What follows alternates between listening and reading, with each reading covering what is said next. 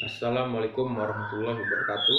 Saya Tegar Syahputra dengan NPM 2021003036 dari Fakultas Syariah Program Studi Hukum Tata Negara akan menjelaskan atau mempresentasikan hasil kerja saya beserta kelompok saya mengenai materi pengurusan atau penanganan jenazah. Bab 1 Pendahuluan. Latar belakang. Di dalam Islam, perlakuan terhadap orang yang telah meninggal diatur dengan rinci. Dalam ketentuan hukum Islam, jika ada seorang muslim yang meninggal dunia, maka hukumnya fardu kifayah untuk orang-orang yang masih hidup untuk menyelenggarakan 4 kewajiban. Kewajiban kifayah itu berarti gugur jika telah ada yang melaksanakan, tetap dianjurkan untuk menyelenggarakan kewajiban atas jenazah. Penanganan jenazah bertujuan agar orang yang telah meninggal dan tetap dipanjatkan doa dan kebaikan kepadanya. Hikmah dari penanganan jenazah diantaranya yaitu bahwa kedudukan manusia walaupun sudah meninggal di dunia, di hadapan Allah ia tetap sebagai makhluk yang mulia.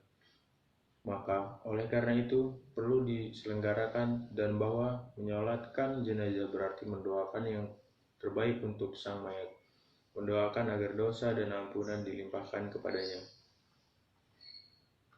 Dalam suatu sabda Nabi Muhammad SAW mengingatkan umat Islam untuk senantiasa mendoakan para jenazah umat Islam, sebagaimana untayan doa Muslim setelah selesai sholatnya. Anjuran untuk mendoakan si mayat setelah dikuburkan telah dipraktekkan oleh Nabi Muhammad SAW. Misalnya di dalam kitab Hasyiah Al-Bajuri disebutkan bahwa berdoalah kepada si mayat, karena sesungguhnya doa tersebut memudahkan mayat untuk menjawab pertanyaan malaikat atas amal kebaikan selama di dunia. Di dalam makalah ini menerangkan sedikit tentang kewajiban muslim terhadap jenazah secara sistematis, dimulai dari memandikan, mengkafani, menyolatkan, menguburkan jenazah. B. Rumusan masalah. 1. Tindakan apa yang harus dilakukan ketika seorang menjelang wafat? 2. Tindakan apa yang harus dilakukan saat ruh terlepas? 3. Bagaimana memandikan jenazah? 4. Bagaimana cara mengkafani jenazah? 5. Bagaimana cara mensolati jenazah? 6. Bagaimana cara menguburkan jenazah? Tujuan 1. Untuk mengetahui yang harus dilakukan ketika seseorang menjelang wafat. 2. Untuk mengetahui apa yang harus dilakukan saat ruh terlepas. 3. Untuk mengetahui cara memandikan jenazah. 4. Untuk mengetahui cara mengkafani jenazah. 5. Untuk mengetahui cara mensolati jenazah. 6. Untuk mengetahui cara menguburkan jenazah. Bab 2 Pembahasan. 1. Tindakan menjelang wafat. Memang ada beberapa orang yang meninggal secara mendadak, sehingga keluarganya pun tidak tahu persis kapan kematian itu datang kepadanya. Sedangkan banyak orang lain mengalami kematian dengan diawali beberapa saat atau sekian lama proses sekarat atau al-maut, nazah atau ihtizar. Yang harus dilakukan ialah A. Menghadapkan ke arah kiblat. B. Talqin. C. Membacakan Al-Quran. 2. Saat ruh terlepas. Ketika ruh berpisah meninggalkan jasadnya, itulah yang disebut al-maut atau kematian. Jika sudah dipastikan kematiannya, maka kaum muslimin perlu melakukan hal-hal berikut. 1. Memejamkan matanya. 2. Melemaskan persendiannya. 3. Menanggalkan pakaiannya. 4. Meletakkan di tempat tinggi. 5. Menghadapkan ke arah kiblat, persis seperti arah hadap saat menjelang meninggal. Saat sudah meninggal pun jenazah dihadapkan ke arah kiblat. Cara menghadapkannya bisa dengan salah satu dari dua cara berikut. 1. Miring ke kanan.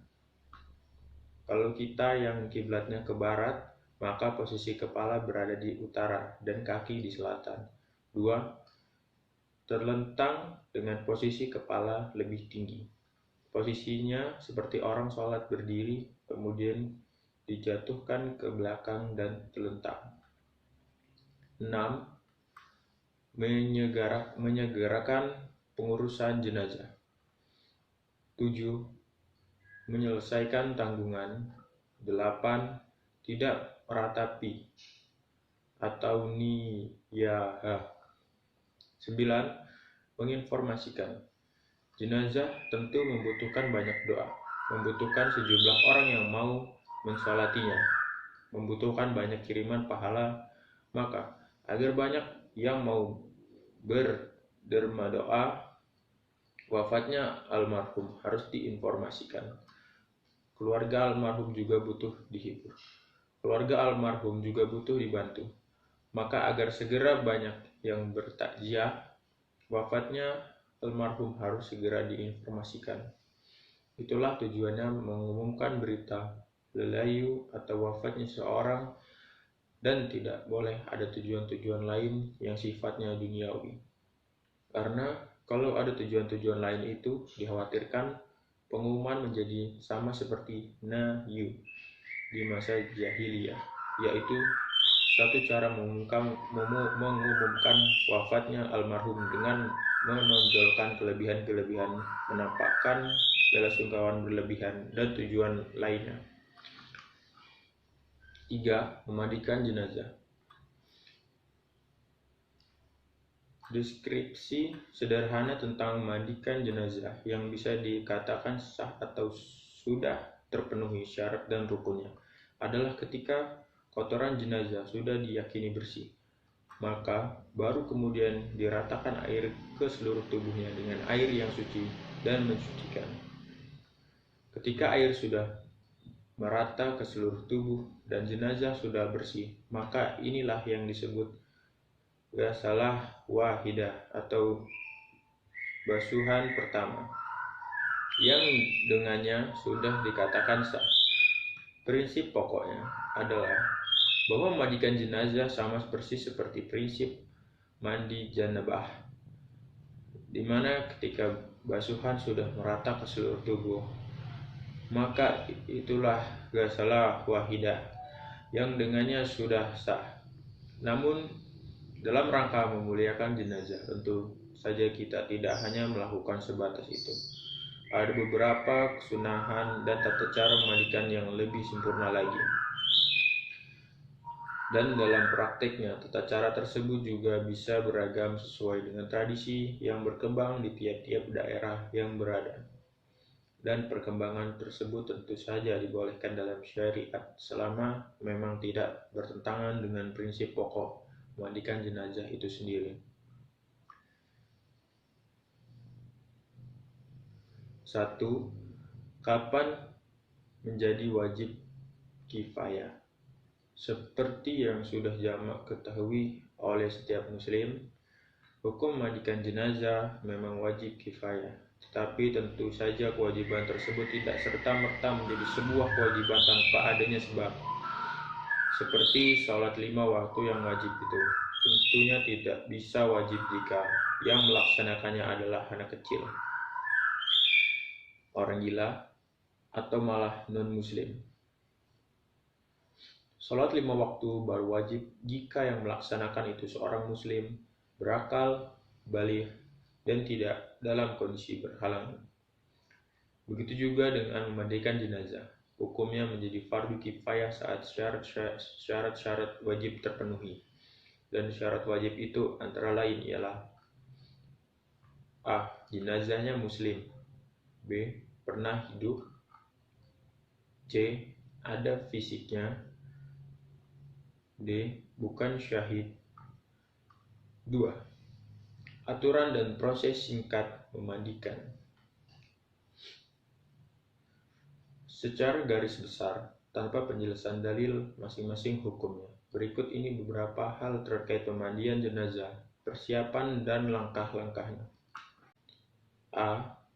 Yang memandikan. Jenazah laki dimandikan oleh laki-laki, semisal ayah, kakek, anak, cucu, saudara, keponakan, paman, serta sepupu. Sedangkan jenazah perempuan dimandikan oleh ibu, nenek, anak, cucu, saudari, keponakan, bibi, atau sepupu. B.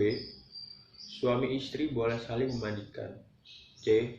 Yang memandikan seharusnya adalah orang yang amanah agar tidak menyembunyikan kebaikan atau menyebarkan aib jenazah. D. Tempat memandikan hendaknya yang sepi dari pandangan banyak orang. E. Tempat pemandian hendaknya tidak di bawah langit langsung. F. Hendaknya yang ada dalam tempat memandikan hanyalah yang memandikan, kecuali bagi wali maka diperbolehkan meskipun tidak memandikan. G.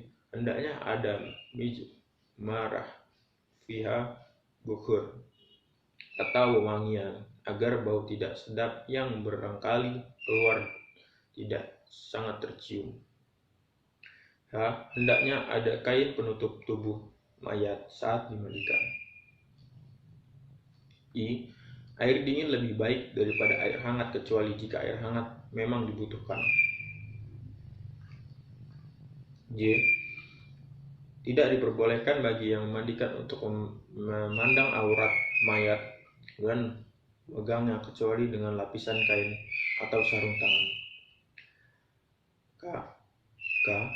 Persiapkan 2 buah lapis kain untuk tangan, 1 untuk mengistinja dan 1 lagi untuk anggota badan yang lain. L. Posisikan jenazah di tempat memandikan dalam posisi bagian kepala dan dada lebih tinggi agar perutnya bisa diurut dengan mudah untuk menghilangkan kotoran di dalamnya. M. Jika ada yang keluar dari dalam perutnya, siramkan air secukupnya untuk menghilangkan aroma yang tidak sedap. N. Setelah bersih, baringkanlah jenazah dalam kondisi datar, menghadap kiblat tetapi kepala dan dada tetap lebih tinggi agar air bisa mengalir. O.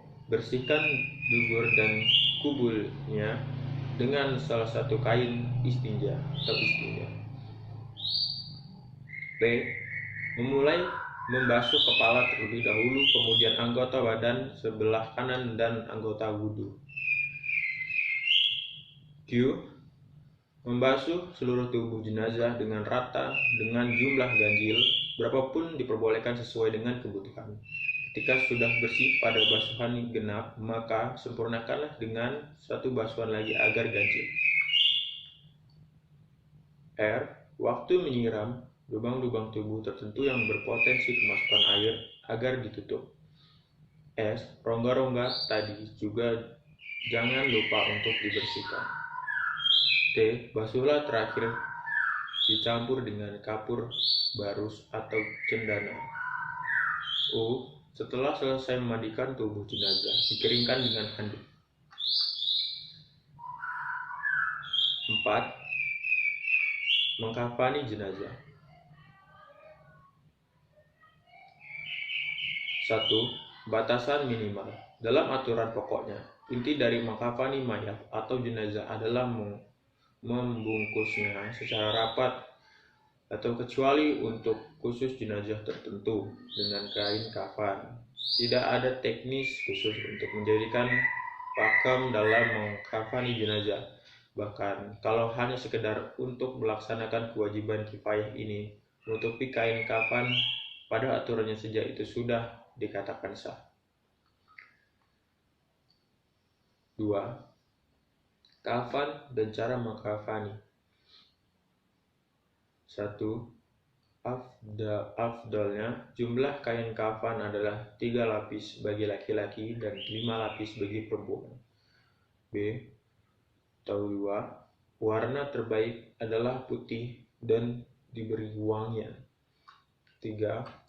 Sebaiknya jumlah kafan lebih dari 1 helai dalam jumlah ganjil. D. Bagi jenazah yang syahid, Cukup dikafani dengan kain yang menempel pada saat dia meninggal dengan segala darahnya sekalipun. Biaya pembelian kain kafan diambilkan dari harta almarhum atau jenazah sebelum pembagian waris. Dalam mengkafani juga sebaiknya ada tambahan kapas secukupnya. Tambahkan pula kapur barus atau pewangi lain yang ditaburkan di atas kain kafan tersebut.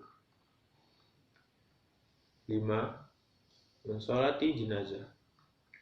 Meski tidak sampai dihukumi fardu ain, namun sholat jenazah disepakati oleh para ulama sebagai sebuah kewajiban.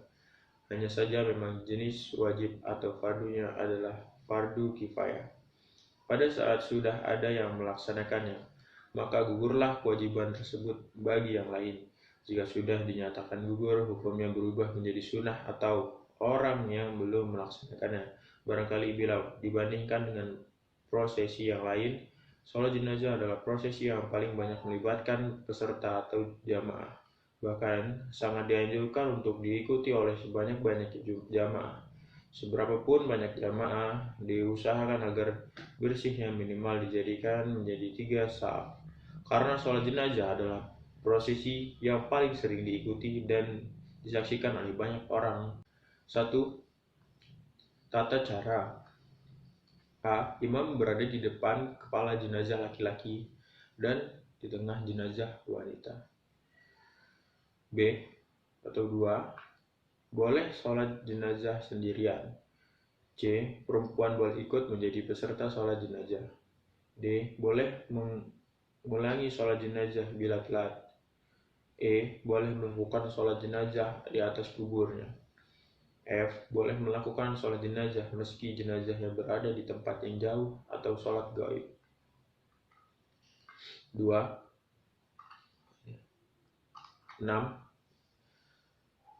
Menguburkan jenazah.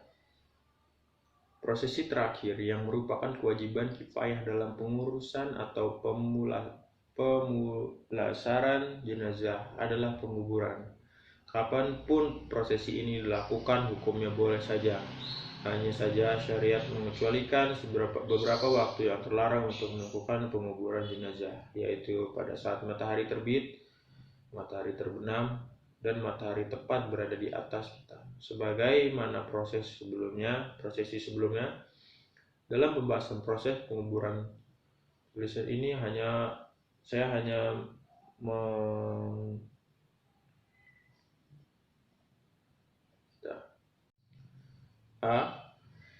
disunnahkan membawa jenazah dengan terbi atau dibawa 4 orang laki-laki. Pejalan kaki boleh berada di depan atau di belakangnya, sedangkan pengendara sebaiknya berada di belakang. Kuburan harus digali dalam, luas dan bagus. Pada bagian kanan jenazah yang mengarah kiblat dibuat lahat atau galian di pojok kanan bawah memanjang dari bagian kepala ke kiri. Arah masuk jenazah sebaiknya dari arah kaki kemudian terus menuju ke arah kepalanya. Jenazah diletakkan miring ke kanan menghadap kiblat dan menyandarkan tubuh sebelah kiri ke dinding kubur.